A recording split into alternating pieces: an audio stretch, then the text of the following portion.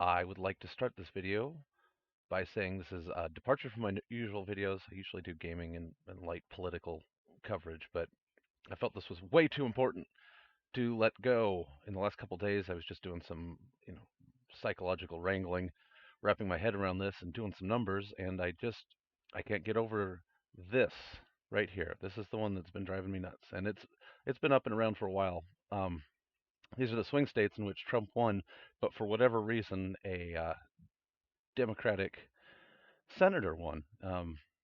You would think, well, how does that happen? Somebody votes for Trump and against him for their Senate, and it's like, well, yeah, that's basically the only way it could happen. Otherwise, you would have a situation where a bunch of people voted for Trump and didn't place a vote for anybody else. They just voted for the president, put Trump, and didn't put anything else down ballot.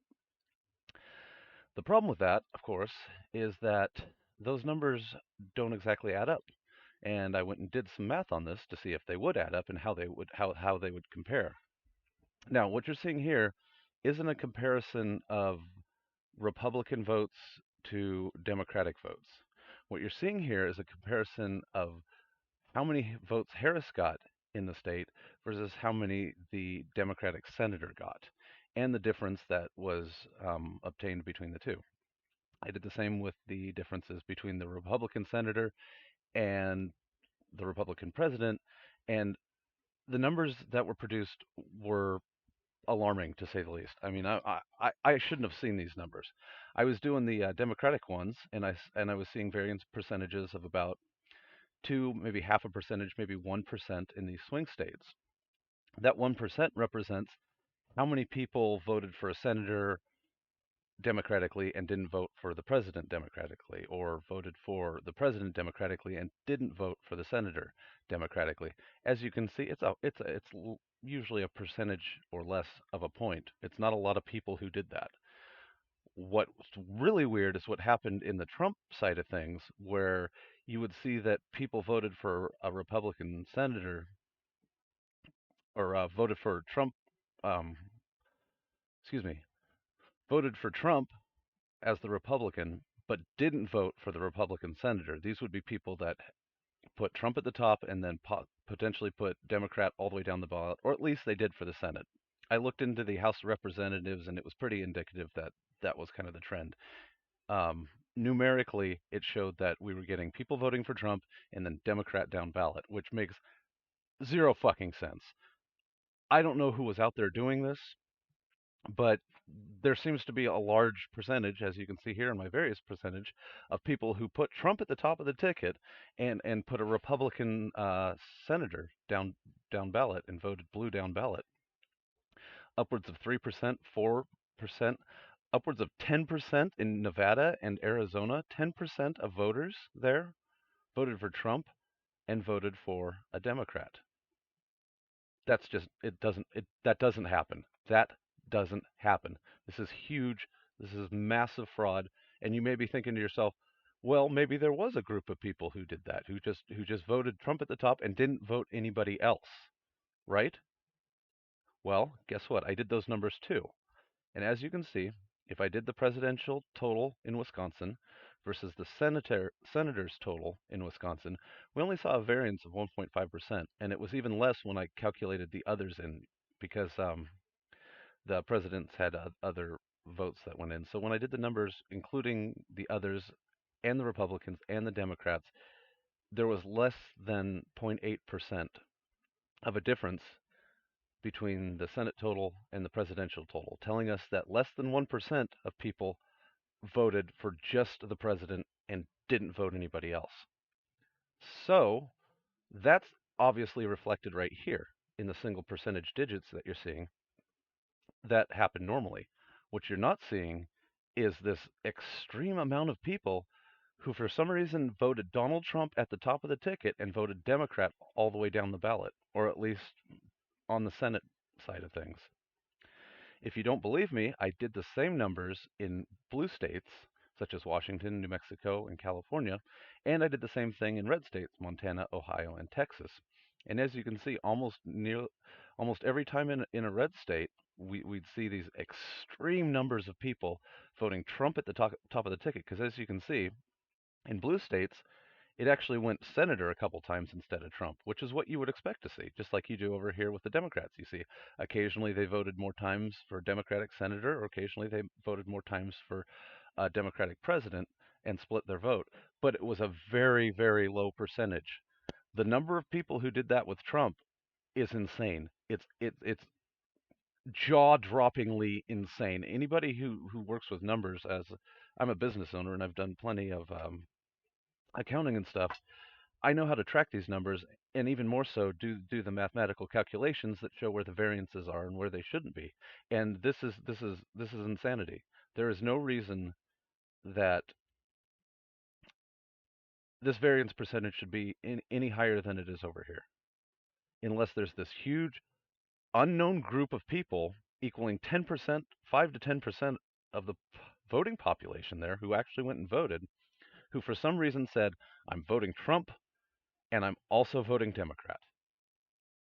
If someone can please explain this to me, I'd love to see some numbers that show how this worked out. I was going to do all the states, but not every state had a Senate race, and sometimes in the House of Representatives, there were too many representatives to go through all the numbers, and I was already seeing the trend. It didn't take me too long to get past the swing states to see the trend, and doing the blue and red states basically just verified that was happening. So this is just proof positive that there was some sort of um, digital manipulation in votes.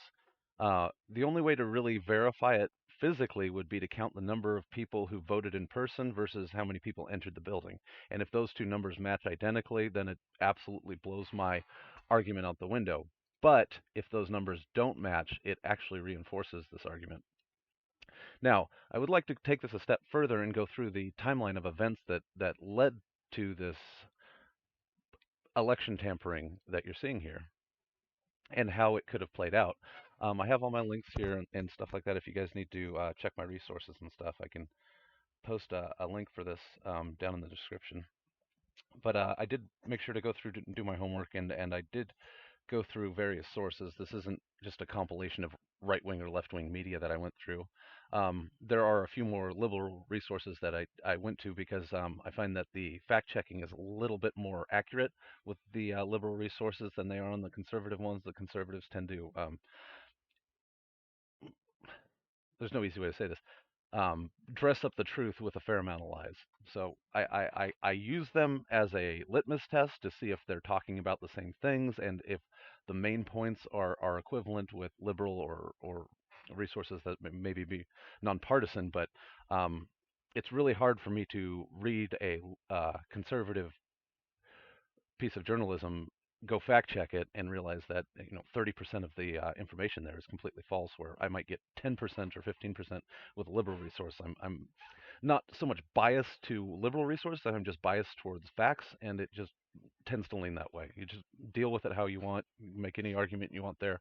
It's just numbers and facts, and that's what I'm going with. But I would like to give a little bit of a shout out to some of my liberal resources: Jessica Denson, Brian Tyler Cohen, Luke Beasley, David Packman. Some of these guys have been really open about sharing some of this information and really putting it out there as this is the facts. We're not trying to convolute it. We definitely have our leanings as far as what we like politically, but they are committed to getting the truth out there. And to be not too partisan, I also go to PBS News, BBC, CNN, MSN, ABC. I do like Michael Cohen because he's worked directly with Trump, so he's a good resource for um, somebody who's been very, very near the orbit for a long time in the legal area of things. And the Lincoln Project does have some good points, even if they get a little crazy with them sometimes. But it's the same when you get down to Tim Pool, Dave Rubin, and stuff like that. Alex Jones, Steve Bannon.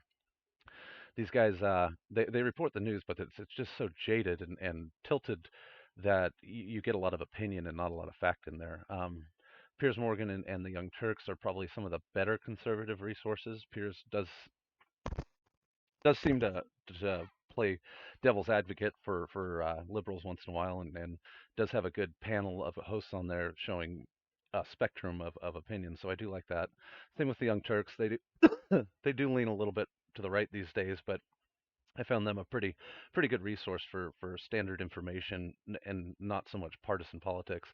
And again, I do have my satirical resources: John Oliver, Stephen Colbert, Jon Stewart, Jim Kimmel, Seth Meyers, Louis Black, and Bill Maher. All of which, again, they use a lot of fact-based information and just do satire on it. It's not just convoluted lies that are coming out. And one of my favorite sources, I'm going to just do a quick shout out, is Ground News. One of the better resources because they take all the news articles that are out there and give you kind of what the political biases are. You can tell if it's only being reported by liberals or it's only being reported by conservatives or what the spread is as far as that goes. Pardon me. So I do like that they are able to provide kind of a clear picture of who's reporting what and why that's kind of happening.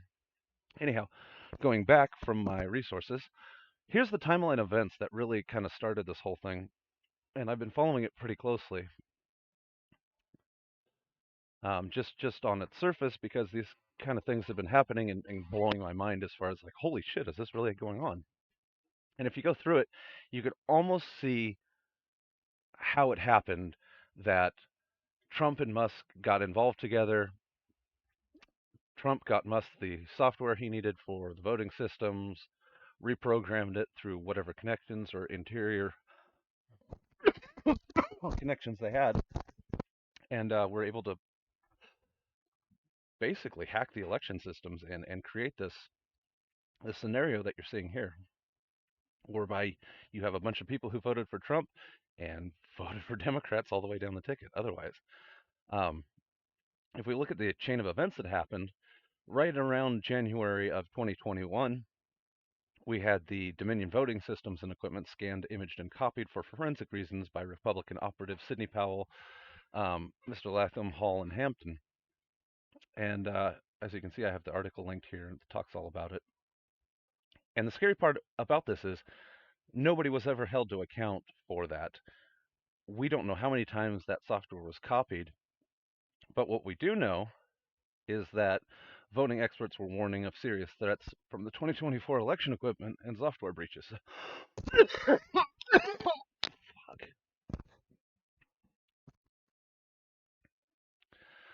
Ah, okay. I don't know why my throat decided to get dry all of a sudden, but right when I'm trying to do a fucking stream.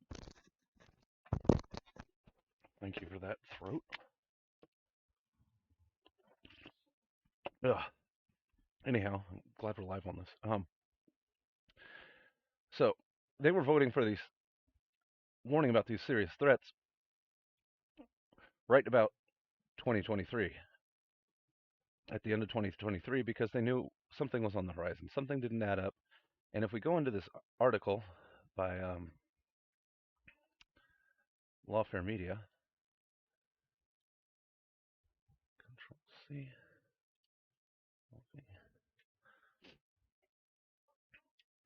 part of it that really, really struck me,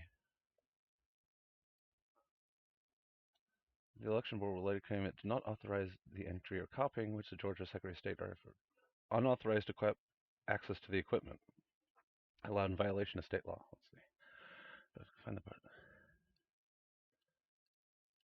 They scanned all the equipment, imaged all the hard drives, and scanned every single ballot.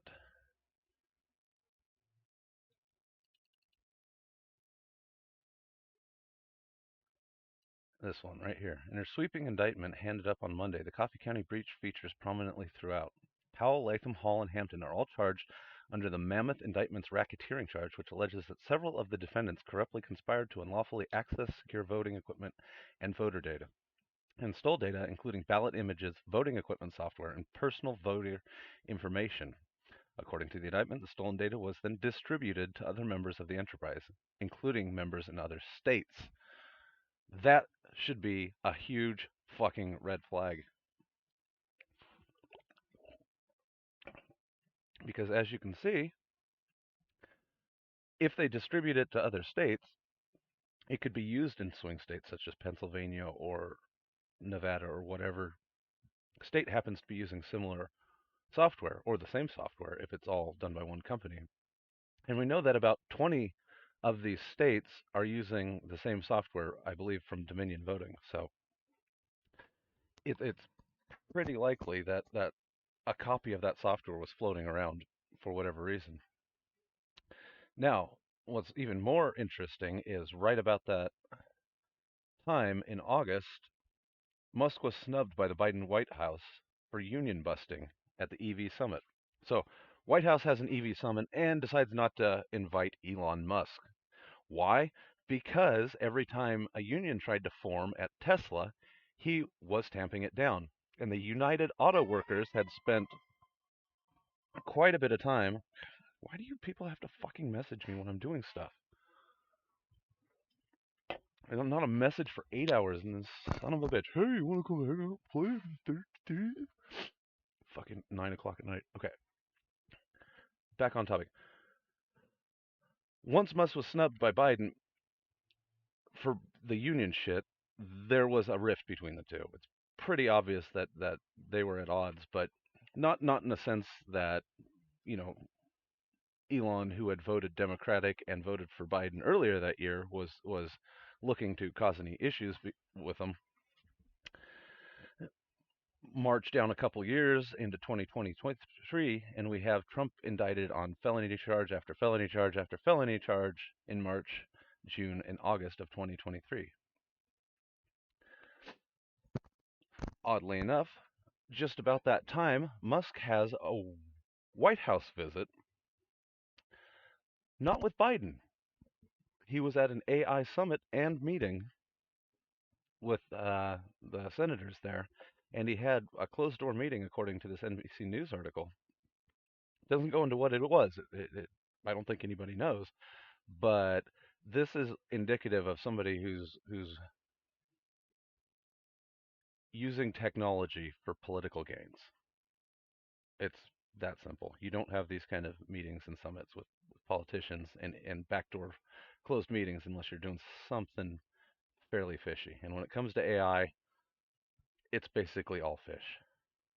And of course, there's the December 5th warning about serious threats from equipment software breaches, harkening back to this Coffee County Dominion voting thing, where they don't know where that software went, who has copies of it, and what's going on with it. Let's fast forward a couple months, and we have February 10th, 2024, when Trump asked about NATO allies and not paying the sums that they all had agreed to, which isn't a legally binding thing. It's just kind of a social contract to put money into NATO. Trump said they can do whatever the hell they want if they don't pay them. As insane as that was, it really plays into this. Trump is in it for the money and the control. That's what that tells you. And so when we take that money and control narrative and we see he's accused of um, felony charges and all this stuff, there's really this obvious push for him to stay out of jail and stay out of trouble by gaining the presidency at all costs. And I want to underline that, at all costs, to keep him out of prison, not to fix the fucking country. He doesn't give a fuck. Right about then, June 15th, not April, May, June, yeah, 2 weeks later, Musk posts on Twitter that anything can be hacked in response to, and I'll show you guys the post so you know the context. I don't want you to just think, oh, anything can be hacked. That's just so damning when it's just like out of context. But the context actually, reinforces what I'm trying to argue here. Why did he say anything can be hacked? Well, Reeve Chandasker says this is a huge sweeping generalization statement that implies that no one can build secure digital hardware. Wrong. Elon Musk's view may apply to US and other places where they use regular compute platforms to build internet connected voting machines, but India's EVMs are custom blah blah blah. So he's talking about voting machines, okay? What more do you fucking want? It's not like he was saying anything can be hacked and it was a conversation about video games, okay? It wasn't a conversation about PC versus Mac. It wasn't a conversation about SpaceX versus NASA. This was a fucking conversation about voting machines. Cool. A month later, there's what I would argue would be staged assassination attempt by Thomas Crooks in Pennsylvania. Of course, Elon Musk takes that opportunity to post on Twitter, I fully endorse President Trump. Him fully endorsing President Trump isn't suspicious on its surface, but the fact that that endorsement came at the exact day that the assassination attempt happened is highly suspect. It's as if the two were working in tandem. Musk didn't wait a day to endorse Trump. He didn't even do it the day before. So the fact that these two happen on the exact same date really just it's another red flag. And all we've got are red flags so far.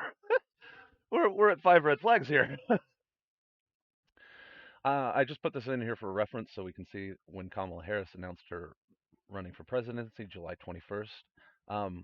My main reason was I was noticing a lot of shit was happening in June and July. Like there was this huge ramp up between Musk and Trump, and I realized, well, back here they were fighting against Biden's presidency, and they were trying to take wind out of his sail, both by arguing that anything could be hacked, therefore the 2020 election was stolen, which is going to backfire in their face, but also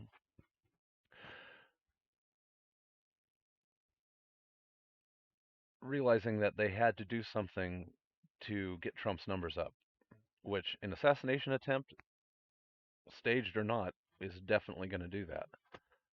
The only way to bring the wind out of those sails would be something huge like Kamala announcing her campaign for presidency, which I feel was a reaction to them realizing that the assassination attempt put a lot of favor in Trump's court.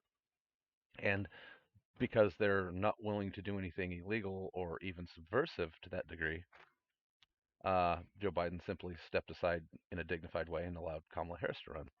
Now, why did 4 days later Trump say, we don't need your votes? This was the article. Everybody was screaming about it. Trump said he didn't need our votes. What's that all about? 5 days later, he's still repeating the same claim. You don't have to vote again. We have it fixed so good, you're not going to have to vote. Again, my links are all here.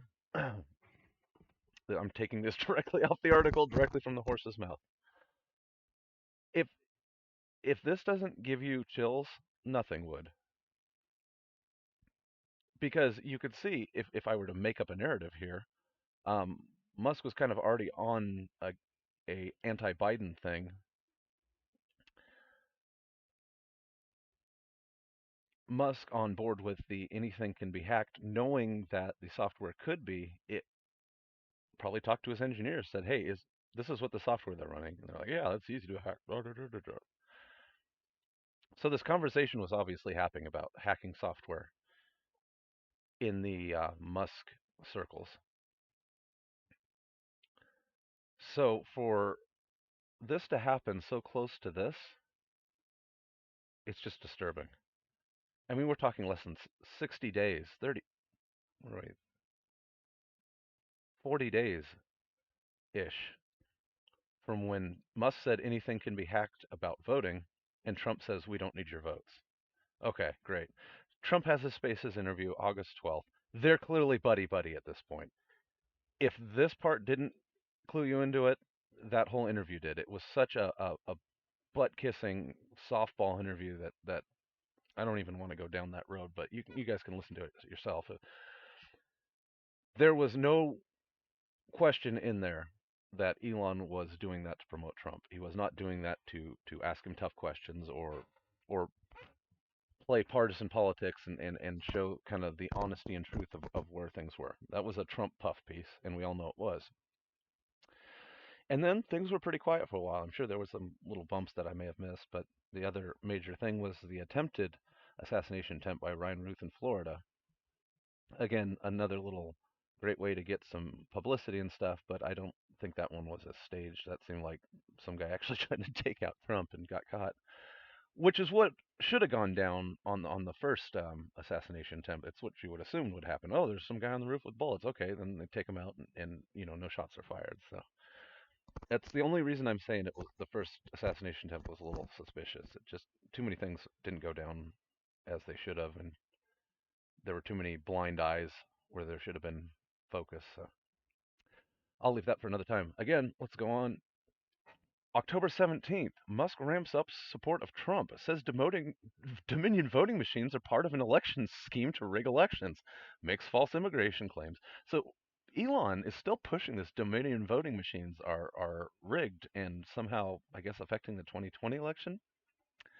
Um, it's weird that he would keep pushing that lie, but it's a great way to put up a smokescreen if you're rigging the election. I mean, think about that for a second.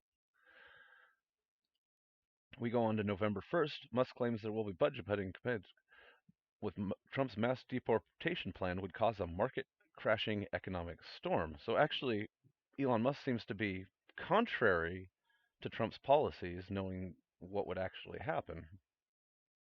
Again, this kind of just doesn't sit well with me because Elon's changing positions and changing his lies faster than you know is foreseeable for a positive company outlook. I mean, you got to look at this company and see this guy putting out lies and bullshit and go, this affects the credibility of the company a little bit. And then we have this, which absolutely bothered the crap out of me. November 5th, 2024, Elon finds out Trump election wins hours before anyone else. That's according to Joe Rogan and a number of other sources that Elon seemed to have known. You could say, oh, well, he probably, just saw the numbers and knew. And it's like, no, if he was cheating and he was helping cheat and he had the algorithms built in to these systems, then he would have a way to monitor them to see if they were working or not. So he would know hours before the election was over whether or not his software worked to help Trump win the election, which, as my data shows, was a simple matter of putting a bunch of votes in Trump's pocket and leaving a bunch of Democratic votes for the senator. That's the only way that this right here makes any friggin' sense.